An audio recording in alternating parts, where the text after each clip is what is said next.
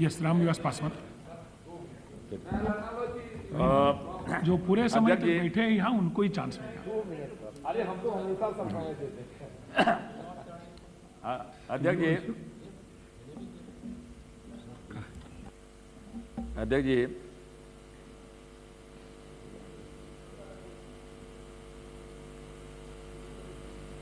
Yes, अध्यक्ष जी, मैं पहली बार डिस्कशन में मैं भाग लेने के लिए खड़ा हुआ हूँ। पूरे सत्र में मैं चाहता भी नहीं था और ये मेरा कोई सब्जेक्ट भी नहीं है, लेकिन एक दो बातें जो सदन के सामने में नहीं आई है, मैं उसके तरफ मैं ध्यान खींचना चाहता हूँ।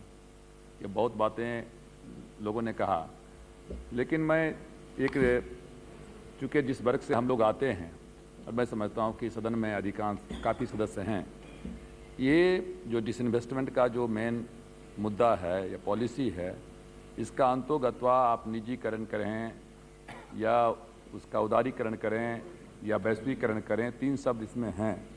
तो अंतोगत्वा इसका वैश्वीकरण है, ग्लोबलाइजेशन है। उसका मतलब है खुली स्पर्धा।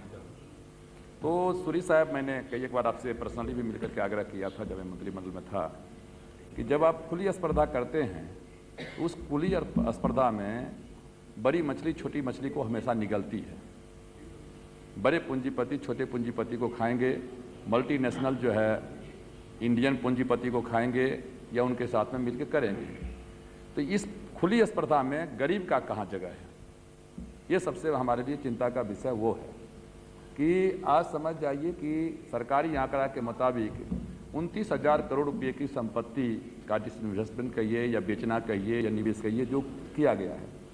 अब वो जो 29,000 करोड़ की संपत्ति बेची गई, उसमें जो शेड्यूल्ड कास्ट के लोग थे, शेड्यूल्ड ट्राइब्स के लोग थे, जो बैकवर्ड क्लासेस के लोग थे, उनका हिस्सा कम से कम, हिस्सा उसमें नहीं लेकिन नौकरी में कम से कम 50% मिलता था। सारे 22% शेड्यूल्ड कास्ट का, शेड्यूल्ड ट्राइब्स का, और 27% उनका मिलता था। अब वो मान लेते हैं कि प्राइवेट में चला गया। प्राइवेट में तो कहीं आरक्षण है नहीं। हम आपसे काफ़ी लड़ते भी थे, उस समय में कैबिनेट में थे, बार बार हम कहते भी थे कि साहब कम से कम कोई ऐसी पॉलिसी बनाइए कि जो पब्लिक अंडरटेकिंग्स है वो प्राइवेट में यदि जाता है तो कम से कम उसमें कुछ आरक्षण की व्यवस्था रहे, लेकिन वो तो कहीं है नहीं। इसका मतलब है कि वो चला गया। अच्छा, जब वो चला गया उसमें उसको रिजर्वेशन नहीं मिलेगा, उसको खुली स्पर्धा में, फ्री कॉम्पिटिशन्स में मेरिट के आधार पर आना पड़ेगा। तो जब मेरिट के आधार पर आना पड़ेगा तो गांव का लड़का, गरीब का लड़का, शेड्यूल्ड कास्ट का लड़का, बैकवर्ड क्लासेस का लड़का कैसे वो फ्री कॉम्पिटिशन्स में आकर के कम्पीट करेगा। आज चले जाइए, यहाँ कॉल सेंटर बना हुआ है गुड़गांव में। अब गुड़गांव में कॉल सेंटर बना हुआ है और उस कॉल सेंटर में यहाँ का लड़का बैठता है और वो अमेरिका से डील करता है। अमेरिका का यदि कोई आदमी पूछे कि साहब हमारा बैंक अकाउंट कहाँ है, बैंक अकाउंट का नंबर क्या है, तो वो सीधे टेलीफोन ट्रांसफ़र होता है गुड़गांव, और यहाँ का लड़का उसी के एक्शन में, जैसे वो बोली बोलता है, अमेरिकन अंग्रेजी बोलता है, उसमें वो जवाब देता है। उसको पता भी नहीं चल पाता है कि वो ऑपरेट कर रहा है गुड़गांव से। ये कैपेसिटी जो गरीब लड़के हैं उसको कहाँ से आएगा। कल तक रिजर्वेशन था, रिजर्वेशन के माध्यम से वो चला आता था, बहुत जगह पर चला जाता था। अब अभी आप देख रहे हैं कि चैनल है, अभी भी चले जाइए, दूरदर्शन है, दूरदर्शन में 10% 12% कहीं ना कहीं लड़के मिल जाते हैं। लेकिन आप मानते हैं कि चैनल आप बन गया, इलेक्ट्रॉनिक्स मीडिया आ गए, उसमें तो उसका जगह कहीं नहीं है, कहीं आ जाएगा तो आ जाएगा मेरिट के ऊपर में। तो ये जो प्राइवेट सेक्टर, जो ये सारे के सारे प्राइवेट में जो जा रहे हैं, उसका उसमें उस गरीब का कहाँ जगह मिलेगा। और इसलिए मैं बार बार आपसे आग्रह करता हूँ कि इस पैसा को देखिए, सरकार बदलती है, आती है, जाती है। ठेकेदारी कोई हम नहीं लिए हैं, कोई ठेकेदारी आप नहीं लिए हैं, कोई ठेकेदारी ये लिए हैं।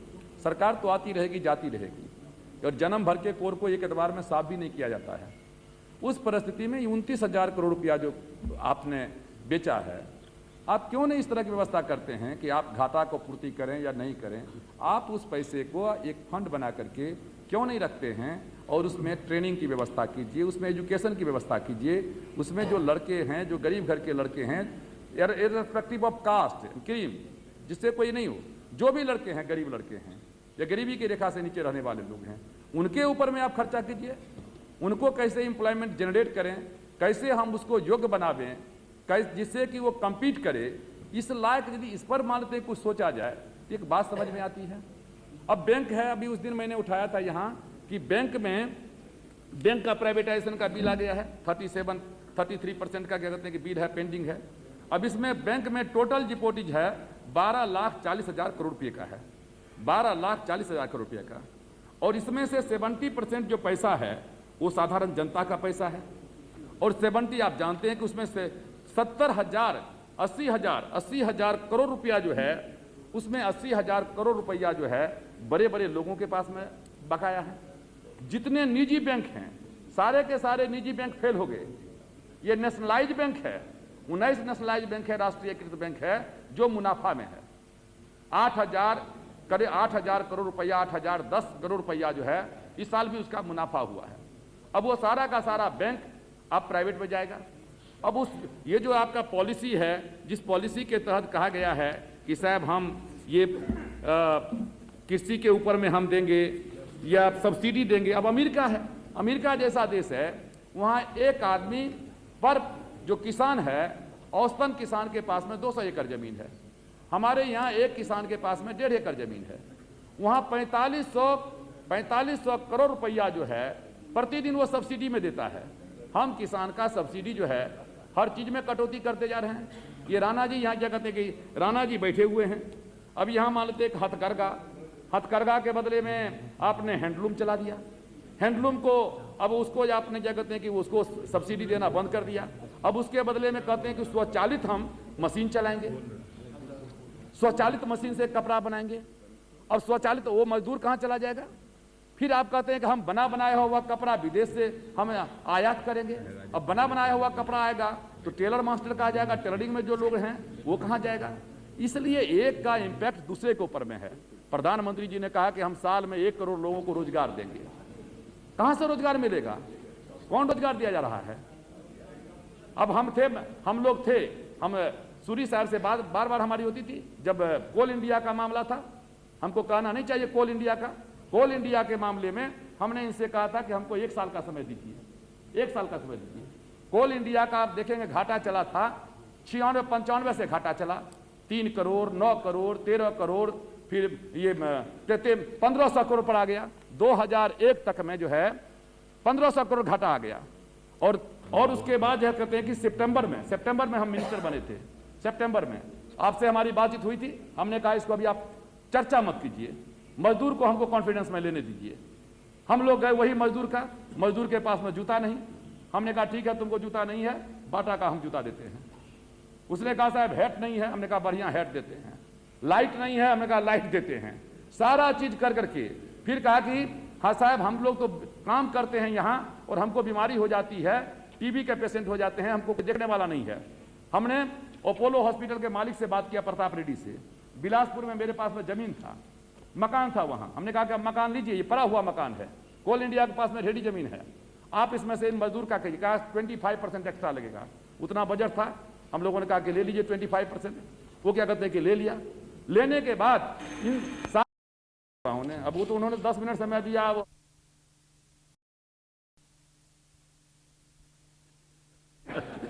तो उसके बाद जो है उनको मैंने कहा कि उन्होंने क्या कहते हैं कि हमने कहा कि आप जमीन क्या कहते हैं कि ले लीजिए।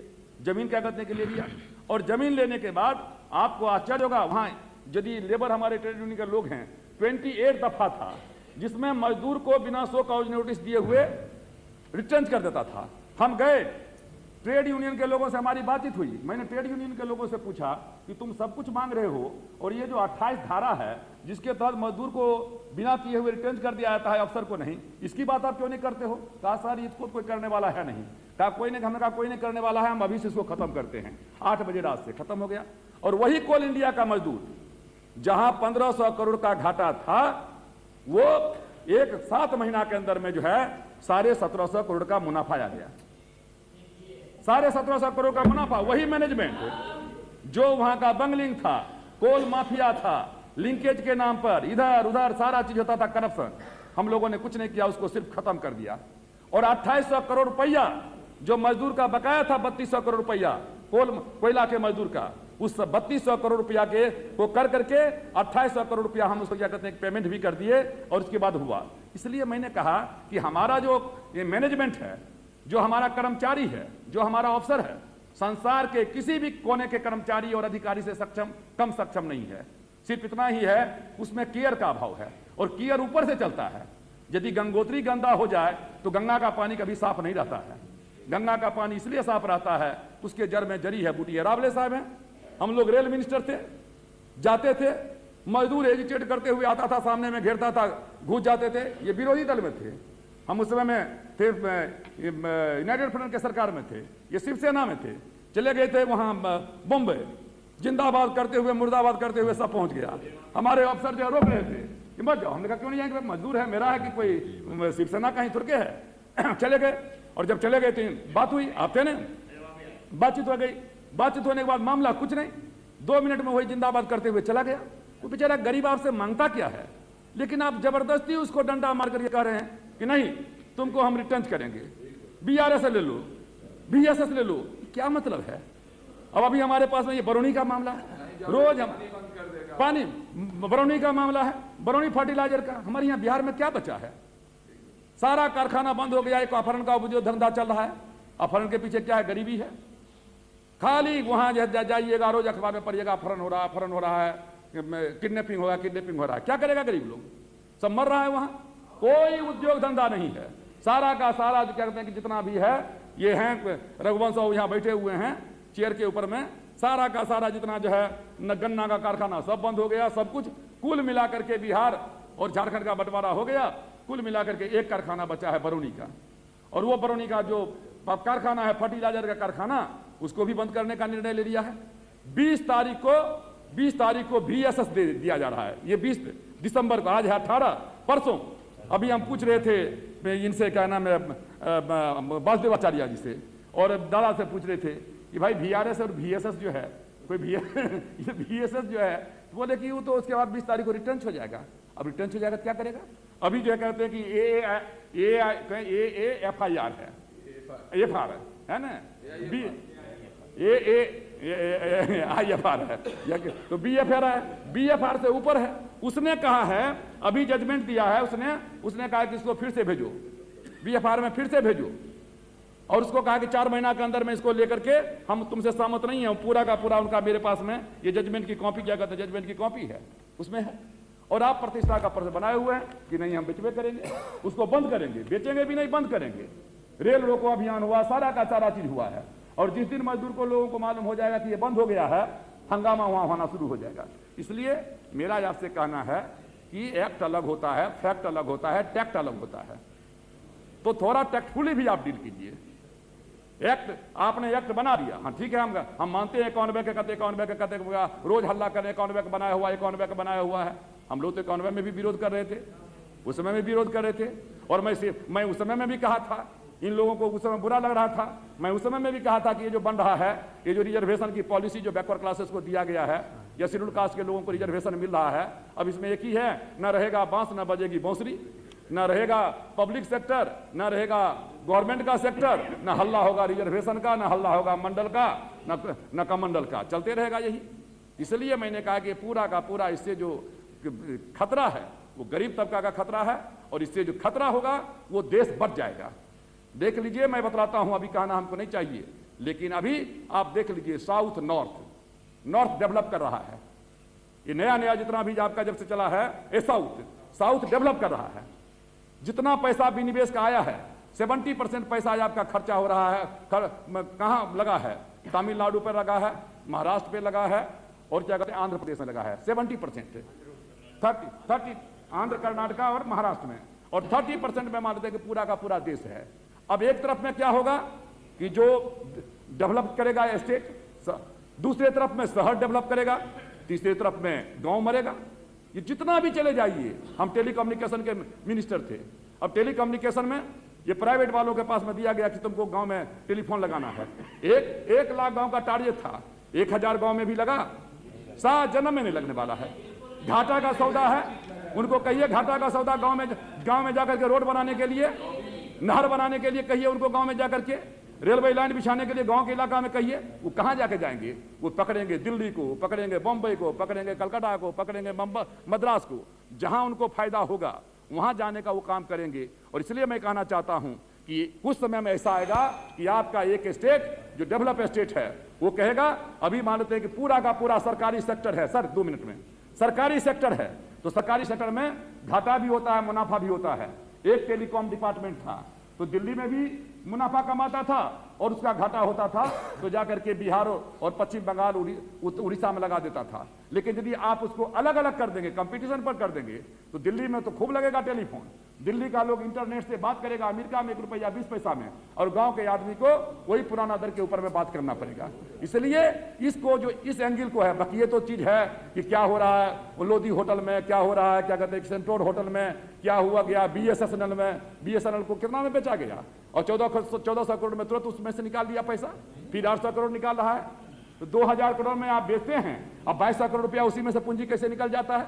ये सब चीज का है, उसके नॉलेज में, आपके नॉलेज में हो या नहीं हो, या सरकार की हैसियत से बचाना चाहें, गवर्नमेंट के मिनिस्टर की हैसियत से, अलग बात है। लेकिन ठीक कहा कि गांव में इस मामले को लेकर के बहुत ही गुस्सा है। गुजरात में चुनाव हुआ, उसमें ठीक है आपको प्लस पॉइंट मिल गया है, लेकिन ये जो है, ये जो उफान जो होता है, जैसे कॉफी होता है और कॉफी कम रहता है और उसका फेन जो होता है बहुत ज्यादा होता है, उसका गैस, वो गैस है, फिर जहां लोगों को धरातल पर आएगा तो फिर 11 राज्य में जैसे चुनाव हुए हैं वही रिजल्ट आ जाएगा। इसलिए हम आपसे आग्रह करना चाहेंगे कि ये जो बुनियादी सवाल है और जो प्रतिस्पर्धा के नाम पर, ओपन कंपटीशन के नाम पर, ये जो आगे आने वाले दिन में जो गरीब का, किसी का दुकान बेचने वाला है, चाय का दुकान बेचने वाला है, जो गरीब लोग हैं उनका जो हक मारने वाला है, उसकी रक्षा आप कुछ कर सकें तो मैं समझता हूं उसके ऊपर में ध्यान देना चाहिए। नहीं तो फिर ये देश में, गांव में, हम लोग उस दिन अखिलेश बैठे हुए हैं, यहाँ चौधरी जी बैठे हुए हैं, हम लोग ट्रेन में आ रहे थे, एक अदना आदमी हम लोगों के सामने में, आपके मंत्री जी हैं, सामने में कह रहे थे कि साहब हम लोगों का गांव में एक कहावत है कि बाप दादा ने संपत्ति अर्जित किया और नालायक बेटा सब इसको बेच रहा है। इस तरीके का हालत क्या कहते हैं हो रहा है इनके सामने, मैं नहीं कह रहा हूं, इनके सामने क्या कहते हैं कि लोग कह रहे थे अपने कटिहार से MP हैं और ये तो अपने रोज इनके सामने बातचीत हमारे होती रहती है अपने हुसैन साहब के साथ में, तो इसलिए मैं कोई क्रिटिसाइज करने के लिए नहीं यहाँ खड़ा हुआ हूँ, लेकिन मैं आपसे इतना ही कहने के लिए आया हूँ कि ये जो मामला है इसको गंभीरतापूर्वक सोचिए और पॉलिसी जो है, पॉलिसी ऐसा बनाइए कि जिस पॉलिसी में जो आम गरीब लोग हैं, कॉमन मैन हैं और गांव के लोग हैं उनका, और वर्किंग, देखिए सबसे बड़ी बात है कि यहाँ सूरी साहब कोई जिंदा रहने के लिए नहीं आया है, एक न एक दिन सबको जाना है, ना कोई रहा है ना कोई रहेगा, ना राजा रहा है ना रानी रहेगी, ये मिट्टी है, मिट्टी कहानी कहेगी। गरीब का आह सबसे बड़ा आह होता है, गरीब के मन में सेटिस्फेक्शन हो, गरीब दुआ दे, इस तरह का काम करना चाहिए। बड़े बड़े लोगों के लिए तो बहुत रास्ता है, वो रास्ता पूरे संसार में खोज लेंगे। श्री विजेंद्र पाल सिंह।